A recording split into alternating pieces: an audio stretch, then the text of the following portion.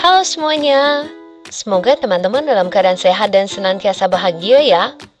Wah, senang sekali kita bisa berjumpa lagi pada video ini. Kesempatan kali ini kita akan membahas mengenai memilih bentuk kepemilikan. Jadi, untuk bentuk kepemilikan bisnis itu ada beberapa jenis loh teman-teman. Langsung aja kita bahas satu persatu ya.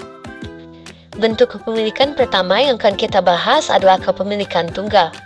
Ciri-ciri kepemilikan ini adalah bisnis yang dimiliki dan biasanya dioperasikan oleh satu orang. Bentuk kepemilikan bisnis yang paling sederhana dan paling mudah untuk dimulai. Serta bentuk kepemilikan bisnis yang paling populer loh.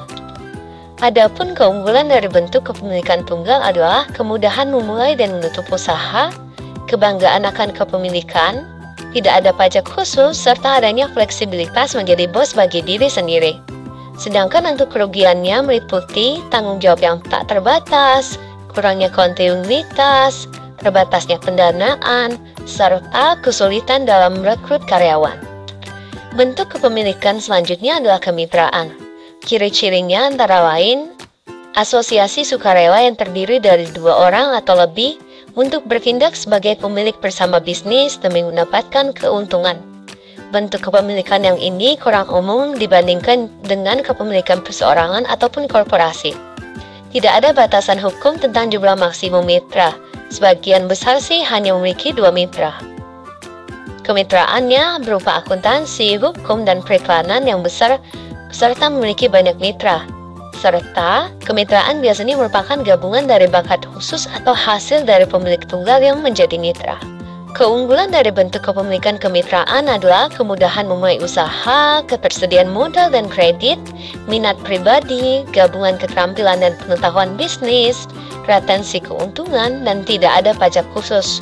Lalu untuk kerugiannya antara lain, tanggung jawabnya yang tak terbatas, ketidaksepakatan antara manajemen, kurangnya kontinuitas, serta investasi yang dibekukan.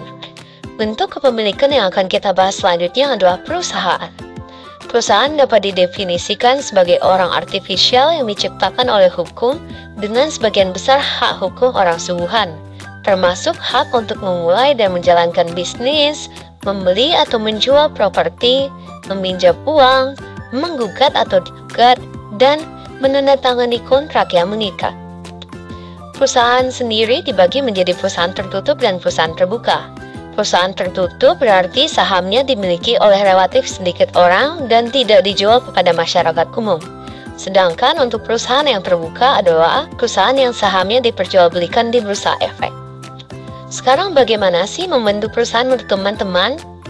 Yang pertama, diawali dengan proses pendirian.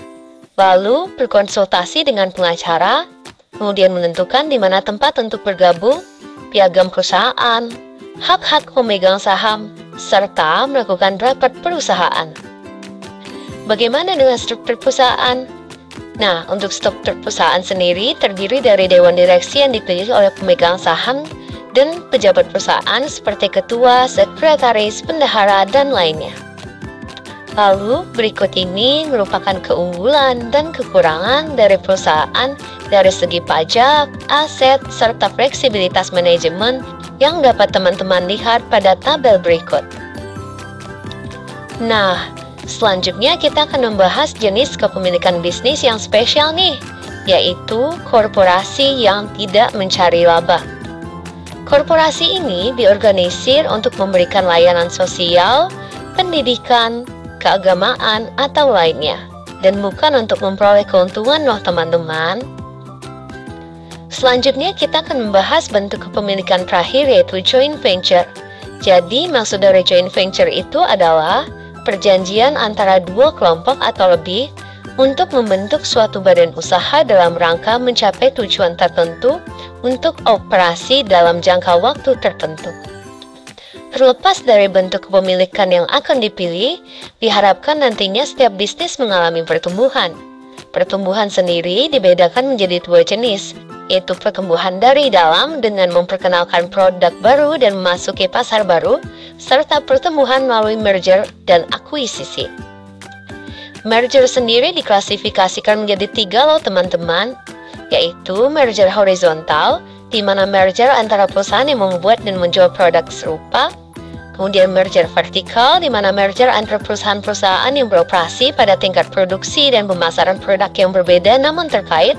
Serta yang terakhir, merger konglomerat, yang berarti merger antara perusahaan-perusahaan dalam industri yang sama sekali berbeda.